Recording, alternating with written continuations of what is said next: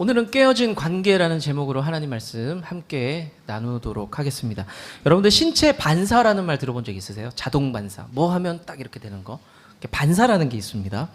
뜨거운 거를 잡으면 보통 어떻게 하죠? 이렇게 되잖아요. 근데 이제 과학자들은 이렇게 얘기해요. 자동 반사가 신체적으로 어떻게 되냐면 이거를 뜨거운 걸 잡고 이렇게 되는 거는 습관이 된 거고, 사람 몸이 자동 반사하는 거는 팔꿈치가 반응한대요. 잡았을 땐 이렇게 빼게 된대요, 팔꿈치를. 그게 자동 반사래요. 그리고 사람이 넘어질 때에 어떻게 팔을 주로 어떻게 해요? 이렇게 하잖아요. 이게 자동 반사래요. 뭐 이렇게 하는 사람은 없잖아요. 훈련된 사람은 낙법을 치기도 하는데 그 훈련되지 않으면 자동 반사로는 이렇게 손을 뻗는다고 합니다. 그리고 제가 이걸 어떻게 하다 보게 됐냐면, 제가 양치질 하다가 구역질 하는 거 너무 힘들거든요. 우리 승우랑 승민이는 잘 알잖아요. 그렇죠? 아, 아빠 또 시작이야. 그러는데 처음에 그래서 저도 간이 나쁜가 그랬는데, 아무튼 그게 유튜브에 딱 뜬 거예요. 양치질 할 때 구역질은 왜 할까요? 그걸 보다 보니까 양치질 할 때 칫솔이 들어오잖아요. 치약이 들어오고, 그거를 머리가 어떻게 판단하냐면 이거 먹는 거 아니야 라고 판단한대요. 그래서 왜 뱉어낸다는 거예요. 먹을 거 아니니까 뱉어야 되니까.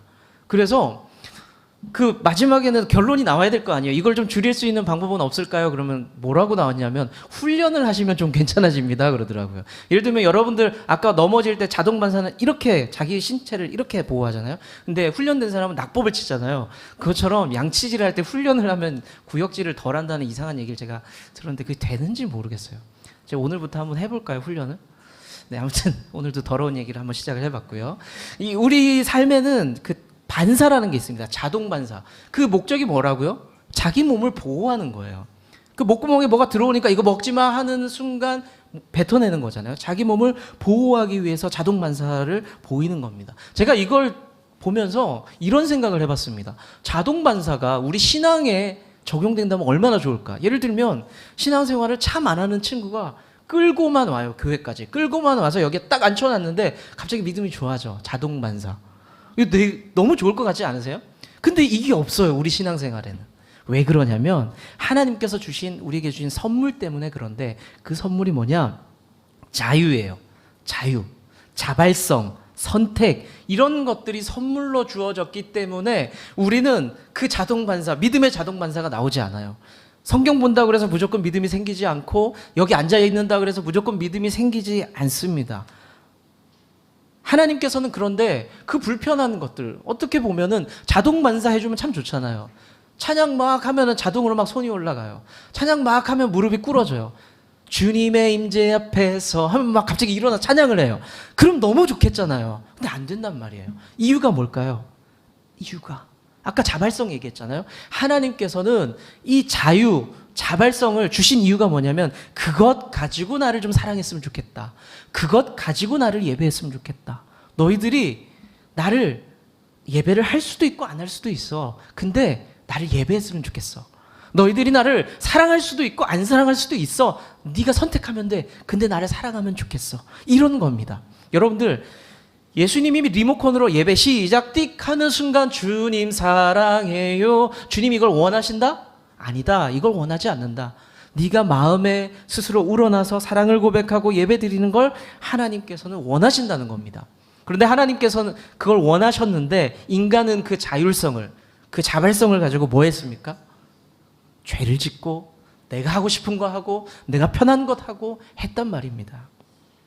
그래서 오늘은 그 자유를 가지고 문제가 생겼는데, 그것을 통해서 우리와 하나님과의 관계가 깨진 사건에 대한 이야기 한번 나눠볼게요. 지금까지 하나님과 인간의 관계가 어땠습니까? 좋았죠. 그리고 인간과 인간의 관계는 어땠어요? 좋았습니다. 다 좋았습니다. 그런데 뭔가 문제가 생기는데, 그 시작이 뭐냐? 1번에 보면은 누가 등장하기 시작합니다. 어느 존재가 등장해요? 뱀이 등장합니다. 뱀. 그 뱀의 존재를 성경에서는 뭐라고 설명하고 있냐면, 창세기 3장 1절만 한번 읽어볼게요. 그 밑에 보이시죠? 유인물에 1번 밑에 시작. 그런데 뱀은 여호와 하나님이 가장 간교하니라. 여기까지요.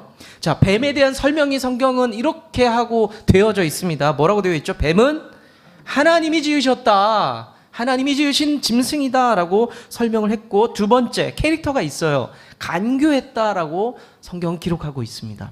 여러분들 뱀에 대해서 성경의 뱀, 기독교에서 뱀, 여러분들 뭐가 먼저 떠오릅니까? 막 떠오르는 존재가 있어요?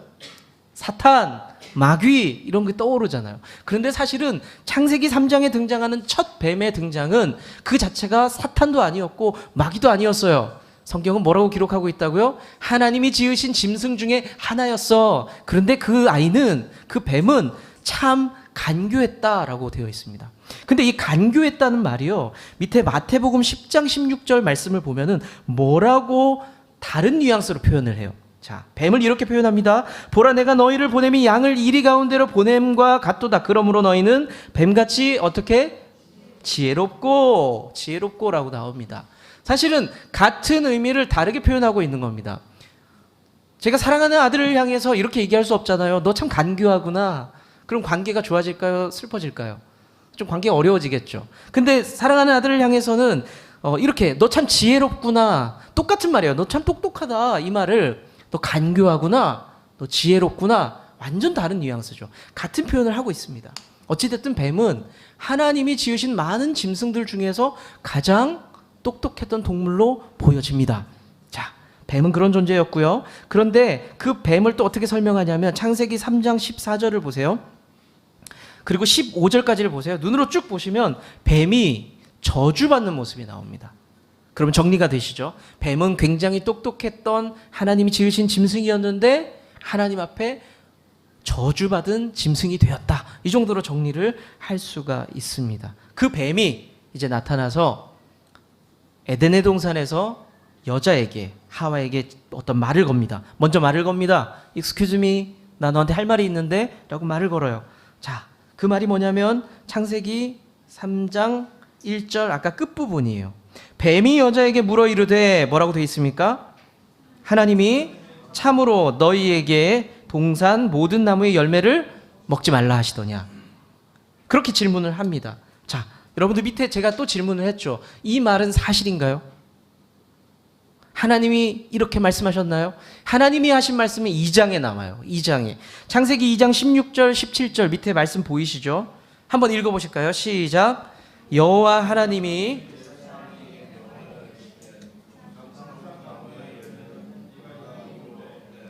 선악을 알게 하는 나무의 열매는 먹지 말라. 네가 먹는 날에는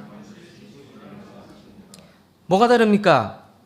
뱀이 하는 말은 하나님이 말씀하시기를 여기에 있는 것들을 다 먹지 말라고 하시더냐라고 물었죠. 그런데 하나님이 하신 말씀은 뭐예요? 너 다 먹어도 돼. 그런데 선악을 알게 하는 나무의 열매는 먹지 마. 그거 먹으면 너 죽어 라고 말씀하셨습니다. 말이 조금 다르죠. 질문에 의해서 조금 틀어버립니다. 뱀이. 자, 뱀이 이렇게 질문을 하면서 여자에게 어떤 여지를 주냐면 하나님에 대해서 이 말씀을 살짝 왜곡한 거거든요. 조금 바꿨어요. 말씀이 조금 틀어지면은 무슨 일이 생기냐면 첫 번째는 하나님을 오해하게 돼요. 말씀이 조금만 바뀌어도 하나님을 오해하게 됩니다. 그리고 두 번째는 오해하게 되면은 무슨 일이 생깁니까? 관계가 깨지죠. 오해하면 관계가 깨집니다. 사탄의 전략이죠. 사실은 사탄의 전략. 하나님의 말씀을 오해하게 만들어서 관계를 깨트려 버립니다. 그러면 이 여자로 하여금 뱀이 어떤 오해를 하도록 만들었느냐? 자, 4절 보세요. 창세기 3장 4절 페이지 넘기면 창세기 3장 4절 읽어볼까요? 시작. 뱀이 여자에게 이르되 너희가 결코 죽지. 뱀이 이렇게 얘기해요. 하나님이 그렇게 얘기하셨어? 아니야. 너희들 죽지 않을 거야. 이 말은 뭐냐면 하나님을 거짓말쟁이로 만드는 거예요. 하나님이 뭐라 그랬어요? 그거 먹으면 죽어라고 했잖아요. 근데 뱀이 안 죽어. 그 말은 하나님은 거짓말한 거야. 이렇게 얘기를 하고 있는 겁니다. 하나님은 거짓말쟁이로 만든다. 두 번째는 뭐냐면 5절을 한번 볼게요. 5절 읽어보겠습니다. 시작. 너희가 그것을 먹는 날에는 너희 눈이 밝아져 하나님과 같이 되어 선악을 알 줄 하나님이 아심이니라. 하나님을 되게 쪼잔한 분으로 만든 거예요. 아, 네가 선악과 왜 못 먹게 하는 줄 알아? 그거 먹으면 너 하나님처럼 되거든. 슈퍼파워가 생긴단 말이야. 그러니까 하나님이 너 그거 못 먹게 한 거야. 하나님을 쪼잔하게 만든 겁니다. 하나님과 우리와의 관계를 오해해서 틀어버리는 거예요. 사탄의 전략이었죠. 사탄의 전략. 그런데 제가 밑에 뭐라고 조그만하게 표현해놨어요? 뱀을 뭐라고요? 불쌍하다고 표현했어요. 그냥 물음표는 붙여놨어요. 그냥 뱀이 불쌍하다, 당했다. 세상에서 제일 똑똑한 동물을 성경은 뱀이라고 표현을 했습니다. 그런데 세상에서 제일 똑똑한 뱀도 사탄에게 당한 겁니다. 여러분들, 사람이 아무리 똑똑하고 사람이 아무리 절제력이 있고 여러 가지 자신할 수 있다 손 치더라도 뱀도 당했다라고 생각해 보세요. 성경에서 말씀하시는 똑똑한 뱀도 당했어요. 하물며 인간은 사탄의 전략 앞에서 자유할 수 있을까요? 여러분은 사탄의 그 꼬드김 속에서 자유하기가 쉬울까요? 아니요. 정말 어렵습니다. 우리는 누구나 죄 앞에서 자신할 수 없고요. 말씀으로 우리의 삶을 비추면서 늘 경계하면서 살아야 됩니다. 자, 그러면 뱀은 작전을 펼쳤어요. 이렇게 했어요. 자, 그런데 이제는 뱀 다음에 여자는 반응해야 되잖아요. 뱀은 할 거 다 했어요. 이제 여자가 어떻게 하느냐? 여자가 이렇게 얘기합니다. 하나님 저거 먹지 말라 그랬어? 라고 했더니 아니야. 하나님은 먹지도 말고 만지지도 말라고 하셨어? 라고 이야기합니다. 좀 다르지 않아요 또? 뭐가 다르죠? 하나님은 만지지 말라는 말씀을 한 적이 없으시거든요. 그런데 이 여자가 오바해요. 만지지도 말라. 그리고 또 이렇게 이야기합니다. 여자가 그거 먹으면 하나님이 너 죽을지도 몰라 죽을까 하노라 죽을지도 몰라라고 말씀하셨어. 이것도 다르죠? 하나님은 반드시 네가 그것을 먹으면 죽는다라고 말씀하셨습니다. 자, 뱀의 전략이 먹히기 시작하는 거예요. 약간의 틈만 버렸더니 문제가 생기기 시작을 합니다. 자, 5번 보세요. 여자가 이미 5번 보시면 하나님께 어떤 마음을 이미 품기 시작을 합니다. 첫 번째 마음은요, 변호하려는 마음이에요. 변호하려는 마음. 하나님과 아담과 하와는 관계가 너무 좋잖아요. 근데 뱀이 자꾸 이상한 소리 하잖아요. 기분 나쁘잖아요. 그러니까 하나님에 대해서 변호하고 싶은 마음이 생겼던 거예요. 변호를 하다 보니까 오버한 거예요. 넘치게. 애들끼리 동네 싸움 하다 보면은 우리 아빠는 그런 얘기 할 때 있죠. 그러니까 하다 보면은 우리 아빠가 뭐가 돼 있어요? 배트맨이나 슈퍼맨이 돼 있죠. 그러니까 아빠는 배트맨이 아니고 슈퍼맨이 아니죠. 근데 애들이 오버하다가 변호하다가 아빠를 왜곡시켜 버린 거예요. 여러분들 성경을 보면서 하나님은 좋으신 분이야, 선하신 분이야, 맞죠? 그런데 구약 성경을 보면서 하나님 너무 무섭거든요. 하나님 선하신 분 아닌 것 같거든요. 그러면서 자꾸 변호하려고 그래요. 아니야, 이거는 이래서 그런 거야, 저래서 그런 거야. 자꾸 변호하다 보면은 하나님을 왜곡시켜 버립니다. 우리가 신앙생활을 하다 보면은. 자, 하와도 똑같아요. 변호하려는 마음 때문에 하나님이 이상하게 만들고 싶지 않아서 조금 하나님을 틀어버립니다. 자, 두 번째는 어떤 마음이냐? 이 여자가 어떤 마음이냐면 하나님을 그렇게 변호하면서도 약간은 의심이 들기 시작합니다.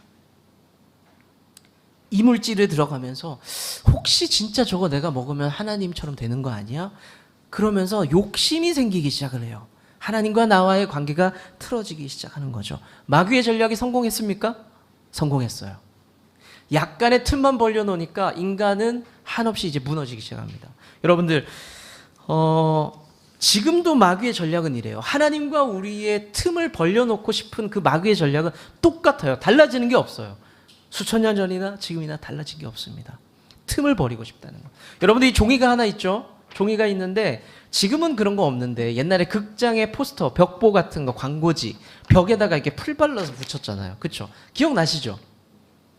안 나는 척하지 마세요. 저보다 다 오래되신 분들인데, 네, 이렇게 했단 말이에요. 근데 그거를 붙이고 나면은 늘 나중에 누가 뭘 해요? 그걸 이렇게 떼는 아저씨들이 있었어요. 제 기억에. 이렇게 시골에 보면 벽에 이거 막 아유 하면서 막 욕을 하면서 떼시더라고요. 안 떨어져요. 왜 안 떨어져요? 이게 탁 붙어 있으면 안 떨어져요. 근데 이게 가끔 가다가 이렇게 틈이 벌어져서 붙어 있어요. 그러면 조금 쉬워요. 드륵. 자, 이 종이 한 장이 벽에 붙어 있으면요 튼튼해요.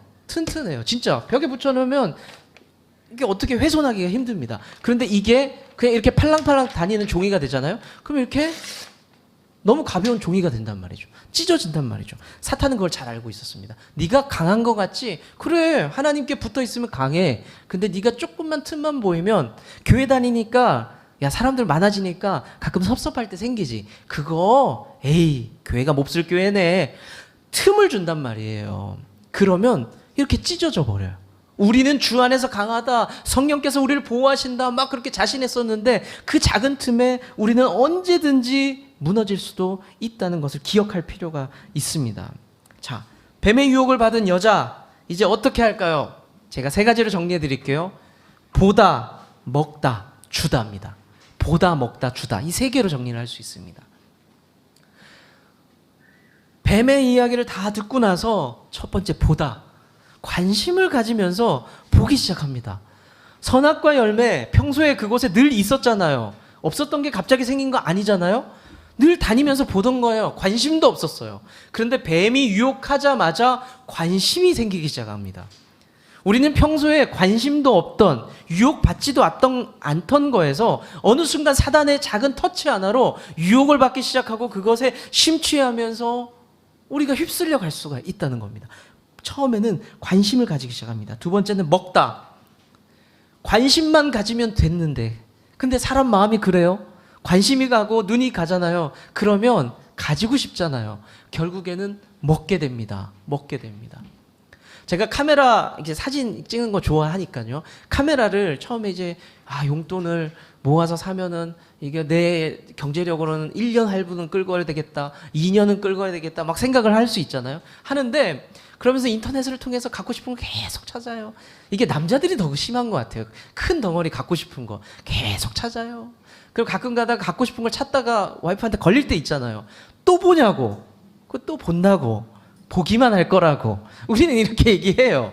그 남자들은 뭐 저처럼 이제 카메라 취미 있는 사람도 그것도 문제가 있지만 자동차 취미 이거 큰일입니다. 자동차 새 거도 봤다가 중고도 봤다가 배기량을 봤다가 갑자기 공학 박사가 돼요. 뭐 배기가 어쩌니 저쩌니 하면서 계속 봅니다. 와이프한테 또 걸리죠. 또 보냐고. 보기만 할 거라고. 그러면서 같이 소파에 앉아서 그거 중고로는 얼마인데 갑자기 말을 꺼내기 시작합니다. 사람들이 보다가 나중에는 결국에는 어떻게 해요? 와이프들이 그러니까 여자가 많은 것 같네요. 아내가 어떻게 얘기합니까? 살아 그래 니 살아 이렇게 얘기하죠. 결국에는 먹게 됩니다. 하와 아담이 결국엔 먹게 됩니다. 그런데요 마지막 세 번째는 뭔지 아세요? 혼자 안 먹어요. 하와가 주다. 남편에게 주게 됩니다. 죄를 공유하는 거죠. 제가 이 부분을 보면서 고개를 끄덕인 게 뭔지 아세요? 놀라운 신학적 통찰이 아니에요. 뭐냐면 역시 그때나 지금이나 남자는 여자에게 약하구나라는 걸 깨닫게 됩니다. 여자가 주는데 박기백 집사님 안 드실 거예요? 먹어야지. 아담도 똑같아요. 주는데 내 사랑하는 여자가 주는데 먹어야죠. 그렇게 죄를 공유하게 됩니다. 사실은요 죄의 성품 중에 성격 중에 이런 게 있대요. 공유하고 싶은 마음.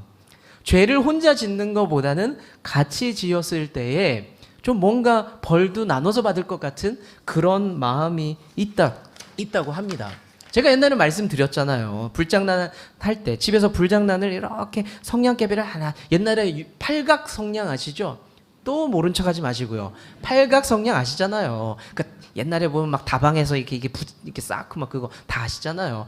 그거를 집에서 엄마 아빠가 이제 노가다 하셨으니까 하루 종일 나가다 계시잖아요. 둘이 형제가 7살, 뭐 5살, 뭐 10살, 8살 이 형제 둘이 저랑 동생이 심심하니까 하루 종일 팔각 성냥 마르지 않는 샘처럼 솟아나는 성냥 그거를 이제 안전하게 제 딴에 안전하게 해야 되잖아요. 그러니까 잿더리 그 유리 모양으로 된 큰 거 잿더리 이렇게 놓고 하나씩 태웁니다. 나 하나 동생 하나.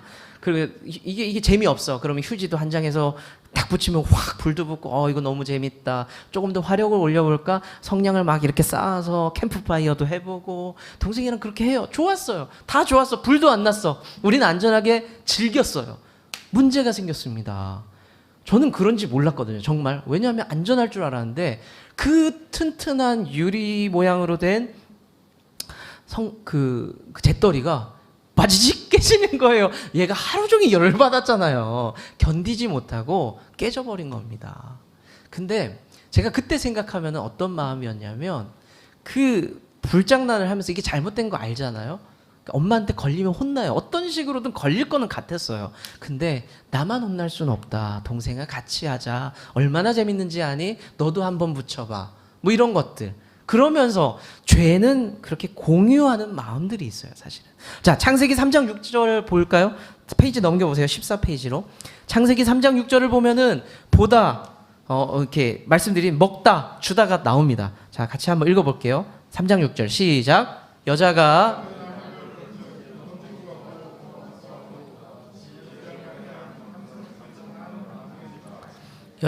그 열매를 따먹고 자기와 함께 있는 남편에게도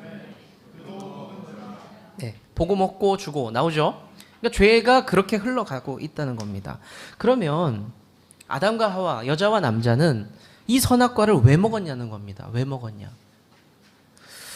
성경은 이렇게 이야기를 합니다. 우리가 방금 읽었던 부분을 다시 한번 눈만 보세요. 그 나무를 봤어요. 본즉 먹음직하고 보암직하고 지혜롭게 할 만큼 탐스럽기도 했다. 이 말은 뭐냐면 욕심이 발동했다는 겁니다. 그전엔 관심 없었는데 보니까 너무 좋아, 예뻐, 맛있어 보여. 그래서 갖고 싶다. 욕심이 생긴 겁니다. 욕심이. 아담과 하와가 왜 그런 범죄를 저질렀느냐? 왜 먹었느냐? 욕심 때문에 그랬다는 겁니다. 자, 그러면 이런 질문이 나올 수 있어요. 욕심이 다 나쁩니까? 사람이 뭔가를 하고 싶은 욕구, 그게 다 나쁜가요? 한번 이렇게 생각해 볼게요. 여러분들의 자녀들이, 학생들이 공부를 하고 싶은 욕심을 막 가져요. 좋습니까? 나쁩니까? 예, 망설임 없죠. 좋다라고 말씀하셨습니다. 예람이 어머님이. 네, 공부를 하는 것은 좋은 것이다. 자, 그러면 운동선수가 낮밤을 가리지 않고 열심히 훈련하는 것, 열심히 애쓰면서 훈련하는 거 좋은 겁니까? 나쁜 겁니까? 운동선수가. 예, 정작 운동선수는 싫은 거라고 이야기하지만 주변에서 아버지는 좋은 거라고 이야기를 하고 있습니다. 네, 좋은 거죠, 운동선수가. 아픈 사람이, 환자가 치료받기 위해서 여기저기 좋은 의사를 찾아다니고 병원을 찾아다니는 거 좋은 거예요? 나쁜 거예요? 좋은 거예요. 그건 당연한 욕심입니다. 욕구입니다. 근데 욕심이 문제가 있을 때가 있어요. 언제냐면 하나님의 말씀 앞에서 그 욕심이 앞서갈 때가 문제가 되는 겁니다. 하나님과 욕심을 저울질하는데 하나님이 더 무거워야 돼요. 더 무거워야 돼요. 그런데 내가 거기에 깊이 빠져들면서 욕심이 더 무거워지는 겁니다. 이렇게.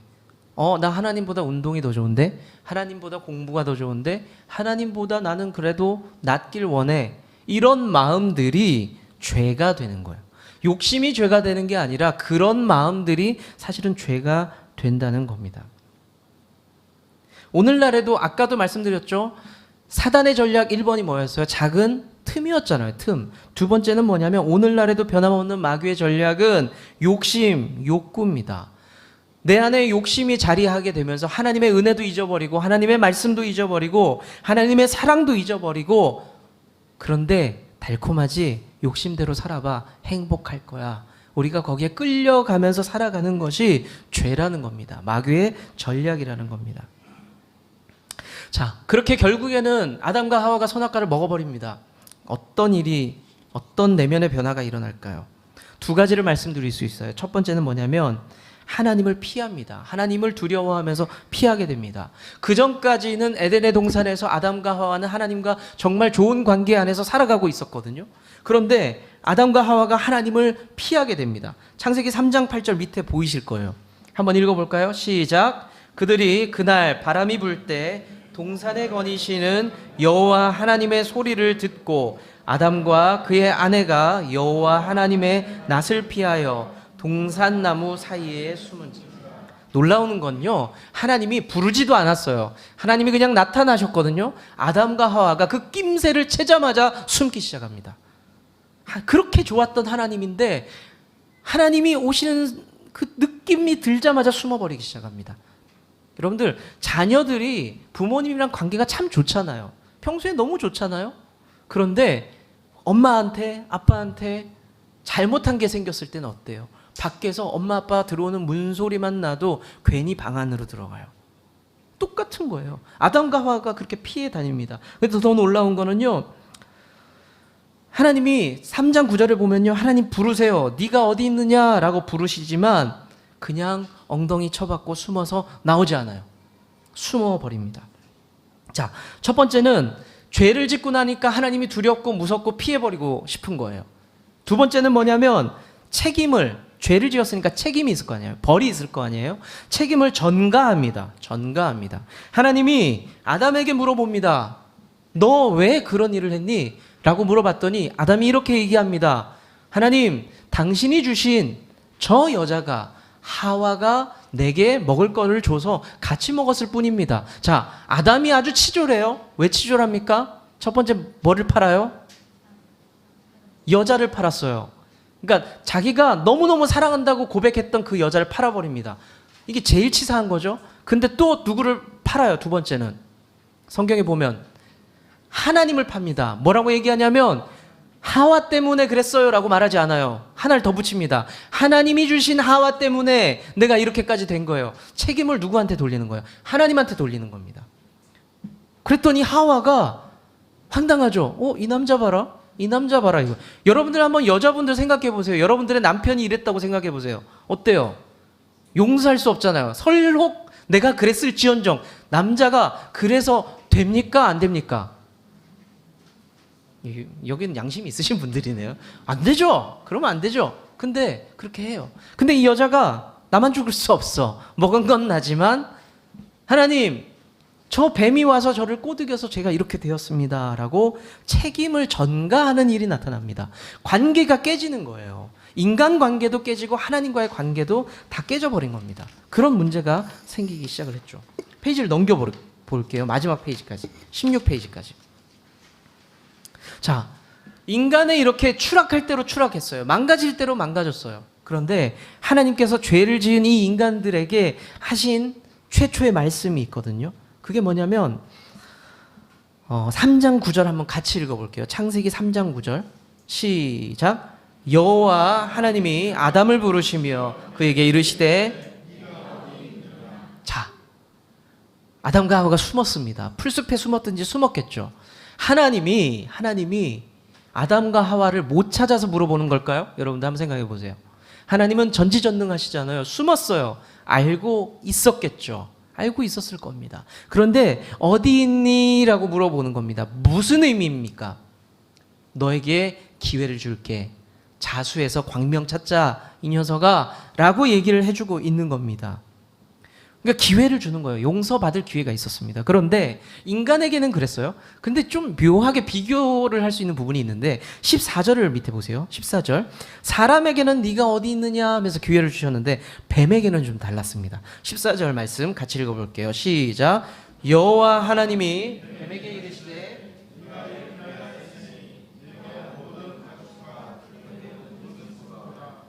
저주를 받아 뱀에게는 여지를 주지 않습니다. 바로 저주를 내려요. 그러면서 이렇게 말씀하시죠. 너는 네가 잘못했으니까 이제 다른 짐승들보다 더 저주를 받아서 너는 배로 기어 다녀야 될 것이고 살아있는 동안 흙을 먹으면서 살게 될 것이다 라고 저주를 내립니다. 뱀에게는 가차 없었죠. 여러분들 한번 이런 생각해 본 적 있으세요? 이거는 그냥 상상력이에요. 인간에게는 기회를 주셨지만 뱀에게는 바로 저주를 내리셨잖아요. 우리 인간들에게도 뱀에게 내리셨던 저주처럼 똑같은 저주를 내렸다면 어떻게 됐을까요? 승민아, 너는 죄를 지었으니까 이제부터 종일토록 배로 기어다닐 것이고 기어다니다가 흙도 입에 들어올 것이다. 상상만 해도 막 불편하죠. 어렵죠. 그러면 아마 이랬을 거예요. 교회에서 예배 드릴 때 안내팀이 있으면 안내팀이 앞에 서 있다가 이제 배로 막 집사님들 기어오시겠죠? 상상하면서 너무 무섭죠? 배로 막 기어와요. 그러면 안내팀이 어떻게 할까요? 오늘은 많이 까지셨네요 하면서 연고를 계속 발라주는 겁니다. 그리고 이제 자리에 앉고. 그리고 어느 집사님 보통 봤는데, 집사님 오늘 또 어떻게 기어오신 거예요? 팔이 이렇게 까졌어. 그래서 팔을 이렇게 연고를 발라주고 또. 우리가 그럴 수 있었다는 거예요. 그런데 하나님께서 우리에게 기회를 주셨죠. 어디 있느냐라고 기회를 주셨습니다. 10번 보세요. 사람은 어떻게 했어야 됐을까요? 네가 어디 있느냐라고 물었을 때 사람이 어떻게 했어야 됐고 결국에는 어떻게 됐습니까? 우리는 하나님을 피하지 말고 대면했어야 됐어요. 부끄러워도 힘들어도 죄 지으면 부끄럽잖아요. 민망하잖아요. 숨고 싶잖아요. 사람은 다 똑같아요. 그렇지만 하나님께서 우리에게 주시는 메시지는 뭐냐면 피하거나 변명하지 말고 있는 그대로를 보여주면서 용서를 구했어야 됐습니다. 그런데 사람들은 그러지 않았습니다. 결국엔 어떻게 됐습니까? 에덴의 동산에서 쫓겨났고 노동의 저주를 받았고 그리고 에덴 동산에 다시 들어올 수 있는 길을 막으셨어요. 저주를 받았죠. 우리가 하나님 앞에 주어진 선물, 선택권, 자유가 있었기 때문에 죄를 지었습니다. 그런데 회복도 용서도 자유가 있기 때문에 우리는 그 앞에 나갈 수가 있는 겁니다. 여러분들은 하나님 앞에 그렇게 나갈 수 있어요. 여러분들 믿음이라는 게 뭐냐라고 사전을 찾아보면은 여러 가지 뜻이 있지만 여러분들 믿음이라는 말이 가지고 있는 건 약속을 지킨다는 확신이거든요. 약속을 지킨다는 확신. 다른 말로는 뭐가 있냐면 나를 받아주시는 어떤 나를 허용해 주시는 것, 그런 것들이 믿음입니다. 사실 나를 용서해 주실 거야, 하나님 나를 안아 주실 거야, 하나님 나를 품어 주실 거야, 이렇게 받아들일 수 있는 것도 믿음이에요. 여러분들 믿음하면 주 예수 그리스도를 믿음으로 막 이런 큰 것들을 생각하는데, 믿음이라는 것은 내가 죄를 지었지만 하나님 앞에 나아가면 하나님 나 품어 주실 거야, 나 안아 주실 거야, 받아 주실 거야, 그것도 믿음이에요. 제가 자주 쓰는 예화인데 어떤 목사님이 퇴근하고 집에 돌아왔는데 꼬맹이 아기가 막 소파 위에 놀고 있었습니다. 소파 위에 그 등받이 높은 데 놀고 있었어요. 그런데 아빠가 오니까 아이가 풀쩍 뛰어서 아빠에게 달려드는 겁니다. 그 아이에겐 무슨 믿음이 있었을까요? 아빠가 나를 받아주실 수 있는 마음과 능력이 있어 라는 것을 신뢰한 거예요. 신뢰한 거.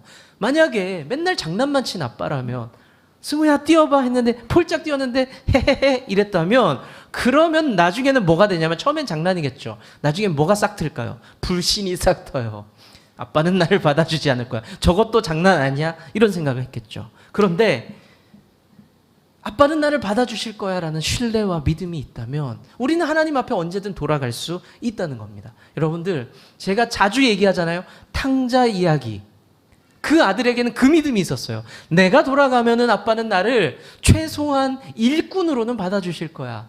내가 아빠에게 돌아가면은 그곳에는 최소한 나 먹을 밥은 있을 거야 라는 믿음이 있었기 때문에 돌아갔던 겁니다.